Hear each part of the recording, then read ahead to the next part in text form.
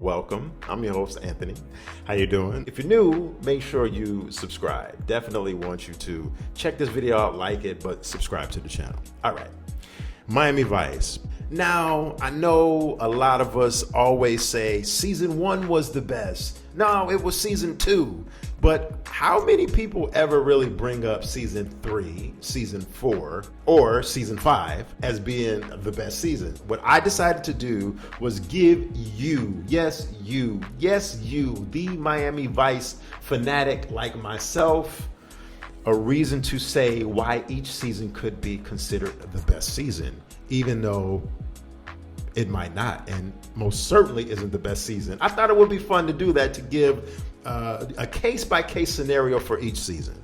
So we're not going to start with season 1 here. Season 5 has really became a much more better season to me. I remember in real time when season 5 started in 1988 and ran through 1989. I thought it was the absolute worst season for a lot of different reasons. But season 5 has some affinity and affection in my heart. Season 5 did an amazing job of showing us how truly just down and out that, especially Sonny, I'm particularly focusing on Sonny, but you could just truly see how down and out Sonny was in season 5 and just see how the job over the last 5 years took its toll on him. The relationships, the things that didn't go right in his life, the divorce, the murder of his wife, all of the homicides, all of the murders. The producers and the writers in Miami Vice really don't get the credit that they deserve for season 5, because they took us through a journey of how in season 1 and season 2,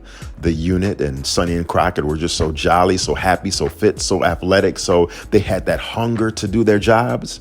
To where in season 5, they were just completely, especially Sonny. Sonny was just completely depressed pretty much throughout the whole season. And he even brings it up in multiple episodes about how burnout he was and how he was ready to give it up. God, there was such spirit with our unit. That's gone from me now. These are the reasons why season 5 of Miami Vice is the best season of the series. Number 1, the look, the clothes. Sonny had a more grunge look to him, longer hair, a more disheveled look to him. Sonny was clearly burnt out. Rico had some of the most outlandish, to put it nicely, outfits that we've ever seen him wear before. So the clothes and the feel of the show from a visual standpoint was just totally different than anything we had seen before. They were truly behind the scenes shaking up the Vice world, trying to bring it into the 1990s. Very dim lighting. I have a lot of theories about why the show actually looked so dark. And not only with the subject matter, but the look visually of the show was so dark. We really got back to the seriousness, not in all episodes, okay? Because there's some episodes, boy, I will tell you, that really test my limits of patience when it came to goofiness. Like The Cell Within, Leap of Faith, Miracle Man, just to name a few. Those were some episodes that were a little wacky, especially The Cell Within. I mean, that was like, that starter that had so much potential, and it just got so damn wacky.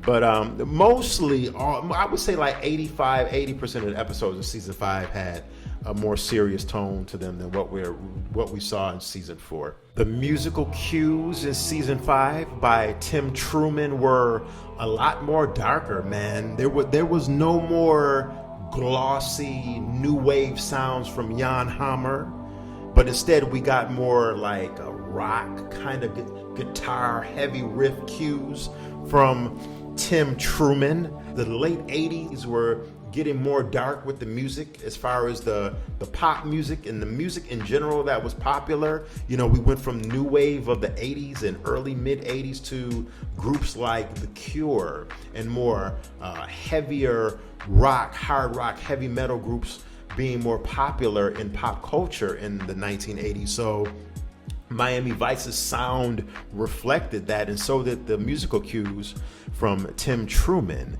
being more heavier and edgier. A lot of the musical selections from music artists, a lot of the artists that were featured in episodes of Miami Vice were from more alternative artists and acts and rock groups, and from lesser known. There were more lesser known artists being featured in episodes. Their music was. We got a lot of groups like The Church, Under the Milky Way, which was used very, very, very well in Asian Cut, my favorite episode in season 5. Vice was taking a change and it was shifting into more of a serious show. Not to say that it wasn't to be taken serious from seasons 1 through 4, but considering the goofiness that was going on in season 4, this was definitely preparing us for the 1990s if the show would have continued in the 90s. Some of my favorite episodes in season 5, The Lost Madonna, which was a very good episode. It kind of was a throwback episode that kind of reminded me of an episode from season 2, more of a jolly kind of an episode, very reminiscent of a season. It could have easily fit into season 2. Miami Squeeze, To Having to Hold, Fruit of the Poison Tree, Asian Cut, Baraska, and of course, Hostile Takeover, Redemption in Blood. Season 5 had a lot of good episodes in there, man. As I've gotten older, I've been able to relate more to who Sonny and Rico were becoming as they were getting ready to close out that series. So season 5 was definitely a damn good season. It just, at the time, I think we really couldn't appreciate it because it took such a drastic turn from what we were used to in the first 2 seasons. Thank you for watching. I'm going to rely heavily on the comment section for you and your comments. Let me know what you think. Give me your reasons of why you think season 5 is the best season of Miami Vice, or hey, maybe why you disagree with me and you don't think season 5 is the best season. Remember, this is only a test. I'm taking this season by season to break down my reasons of why I feel each season was the best season, even though it probably wasn't the best season. Until next time,